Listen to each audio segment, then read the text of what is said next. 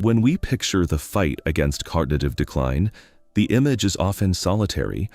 We imagine an aging adult sitting quietly alone, methodically organizing daily supplements or completing a crossword puzzle. Yet one of the most reliable protectors of the aging brain requires no pills or solitary games at all. It relies entirely on the everyday rhythm of human conversation. Our modern approach heavily prioritizes strict physical routines and isolated brain training apps.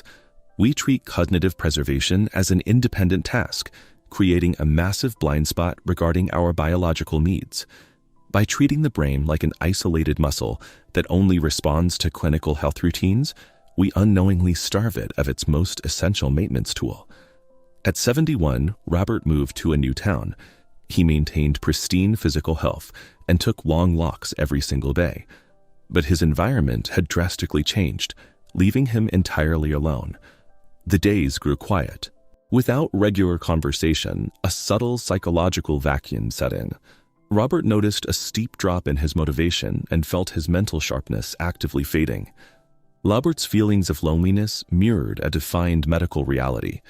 The medical community classifies chronic social isolation as a severe health threat to the body. This diagram outlines those exact clinical pathways.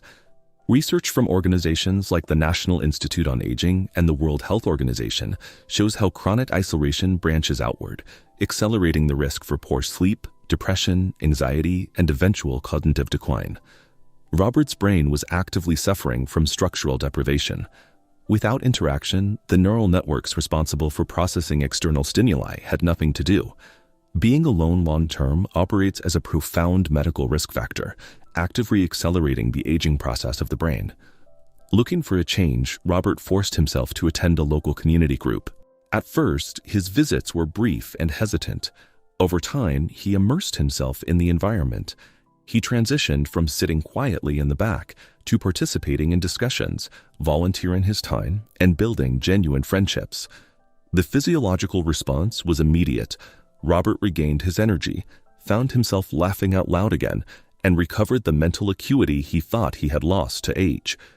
This reversal relies on evolutionary biology.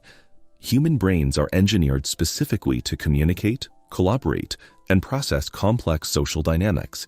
Meaningful interaction acts directly as cognitive medicine. It provides the necessary stimulus to reverse the mental atrophy caused by sitting in silence. Researchers measure this resilience through a concept called cognitive reserve. This is the brain's built-in capability to adapt and maintain its functions despite the structural changes that come with aging. This visualization maps the neurological effort required for a conversation.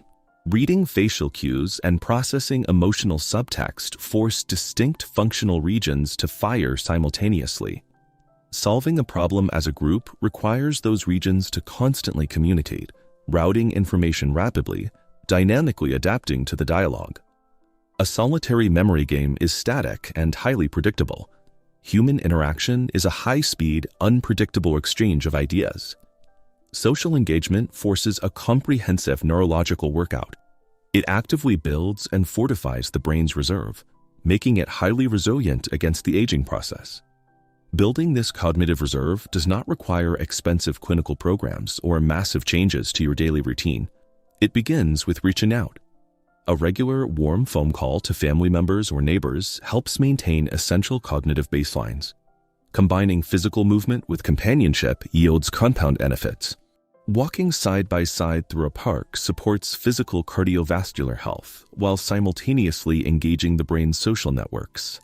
Continual group learning offers another layer of protection.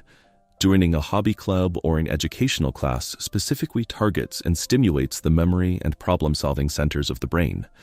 Making relationships a daily priority remains the most accessible, affordable, and biologically effective strategy for long-term cognitive maintenance. Healthy aging demands that we stay tethered. We need connections to individual people and a broader sense of community purpose. We were never designed to navigate life in a vacuum. Our individual identities and our intellect are entirely shaped by the people around us. Preserving our memory relies heavily on preserving our connection to the world. The most profound and powerful brain health habits begin with the beautifully simple act of human connection. Next time, we look at the widespread confusion surrounding longevity supplements. We will examine the clinical data to separate evidence-based science from the marketing hype. Remember, life after 50 isn't about slowing down. It's about living stronger, healthier, and happier. If you enjoyed this video, please like and subscribe, and share it with someone you care about. This is Longevity After 50, adding life to years, one step at a time.